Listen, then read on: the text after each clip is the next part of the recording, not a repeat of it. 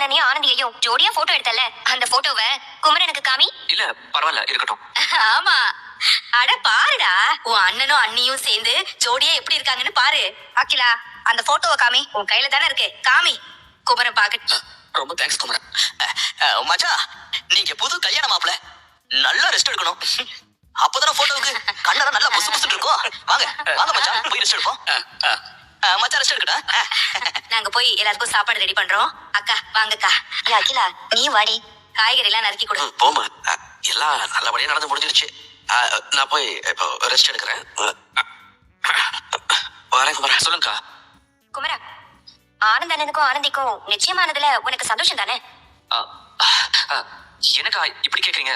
சந்தோஷம் தான். வார்த்தையில சந்தோஷம்னு சொல்றேன், ஆனா முகத்துல சந்தோஷம் தெரியலையே.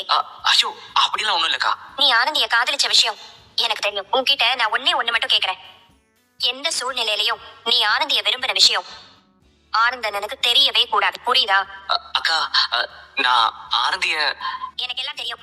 ஆனந்த் அண்ணனுக்கு மட்டும் உன் காதல் விஷயம் தெரியாம பாத்துக்கோ. அது தெரிஞ்சா ஒரே குடும்பத்துல நல்லா இருக்காது. அதுக்காக தான் சொல்றேன், புரியுதுல்ல?